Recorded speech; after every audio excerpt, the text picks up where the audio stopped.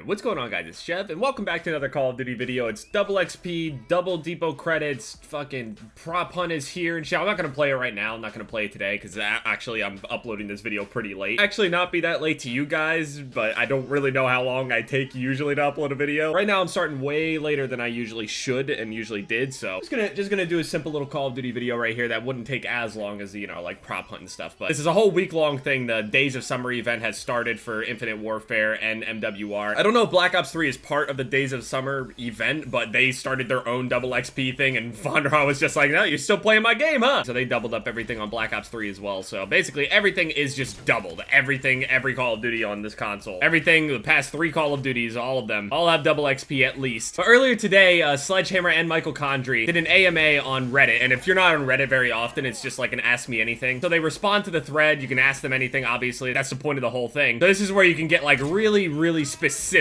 you know, answers and questions and stuff. And especially being on Reddit, usually if you're on Reddit, you're pretty into the things that are on that Reddit. So if you are a part of that World War II Reddit, at least, you know, for a period of time, you're pretty into the game. You're trying to find out a bunch of information, you know, keep up on all the stuff, all the updates and everything, and that's what I've been doing with this game. I mean, I don't post or say anything on Reddit. I don't even have an account. I just sit there and read shit. But Charlie Intel also basically, like, rounded the whole thing up for basically everything that they answered. They answered, like, some interesting shit, and I guess we could talk about it, because there's a couple things in there that are kind of worded a little funny. They talked about some of the supply drop stuff. They mentioned that, you know, some zombies details coming. They confirmed that, you know, zombies details will probably be at Comic-Con. But Charlie Intel has a page that basically recapped every single thing that they said. It says, multiplayer, supply drops, esports, zombies, and more. Supply drops are confirmed. The plan is weapon variants and gear to be all cosmetic. No info about how DLC weapons will work. So basically anything that's coming out after launch, this doesn't apply to it. So that's basically saying, like, this is their initial plan, just like how it was with MWR. They wanted it to be really accurate, and then, you know, Activision comes along and just is like, we gotta make some money, and they just start adding like all sorts of crazy bullshit in the game, you know, crazy masks and camos and all this other stuff. Now the thing is, this doesn't guarantee that it's gonna be like that, but it basically, it points to that, you know what I'm saying, because they can't guarantee that it's cosmetic only. A lot of people are like always pissed off. They're like, oh, they're lying to us and all that other shit. At least for the setting of the game, they wanted to keep it, you know, realistic, at least in the sense. You're not gonna have DLC jetpacks and shit like that, you know. It says that any weapon variant is basically all cosmetic.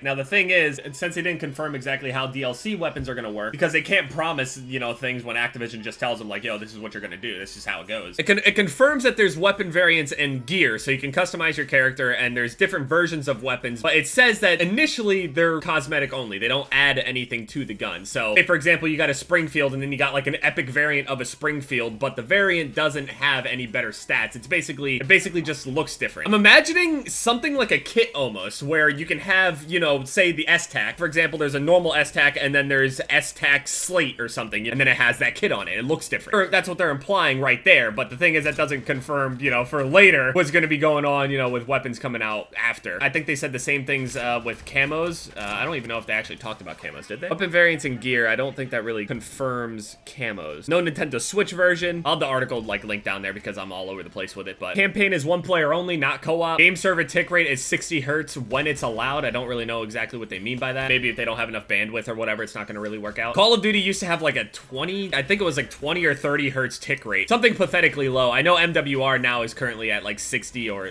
40 or something like that. It's above what it was initially. I remember them updating it, and the game actually felt like way different. It felt really nice. They have a focus on having historical gear and uniforms for characters at launch. Again, at launch. They keep saying at launch, and yeah. They're basically trying to say that they're not promising that, you know, they're not gonna add some crazy shit, I don't know, because Activision can just come in and change it, whatever. I talked about this shit before. Like, there's a whole bunch of people that obviously they want historical accuracy. They don't want all this stupid stuff like, you know, ruining the game. But it's been years with Call of Duty that we've had like these crazy, flashy, over-the-top camos. I mean, this is about as crazy as camos get on this game as far as, you know, animated camos go. There's no other animated camo on this game besides Exclusion Zone. There are other, you know, pretty crazy looking camos. This is like a big problem for people. Like, people really just don't like the sound of this. They want everything to be like crazy, historically accurate. They just don't want stupid shit, basically. Me, I could give a fuck less. All I want to do is run around and quickscope. I genuinely don't give a shit. You're gonna see like fucking $300 supply drop openings from me? No, I did like big supply drop openings. I think on the first Call of Duty, I think it was AW that had them, right? I did like 2 openings on Advanced Warfare because people did really enjoy watching them. But then all this crazy extra shit started getting added in, and then variants and all this this other stuff, and people felt like it was pay to win and all that other stuff. And now supply drops have that bad reputation. Me personally, I really don't give a shit if supply drops are in the game or whatever. I always have people talking shit to me. They're like, oh, well, you got money. You could just spend it and you can just get whatever you want. You can pay to win and all this other bullshit. I mean, the reality of it is I don't spend money on this game in particular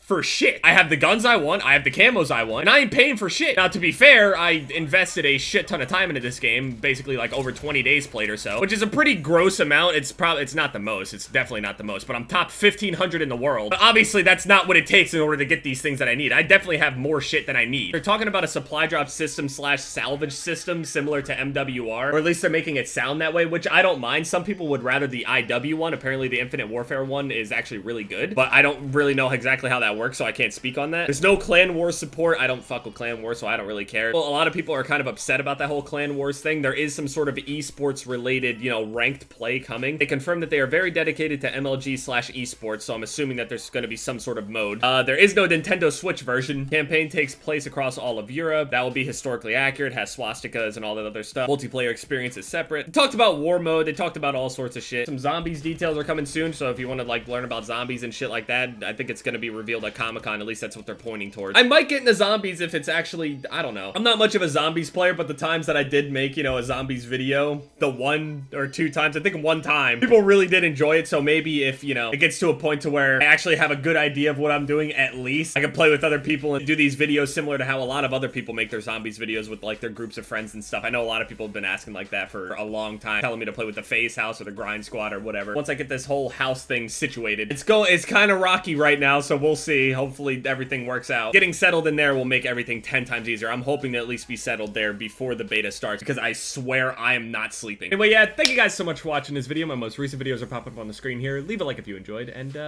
yeah, it's been Jeb, guys. Later.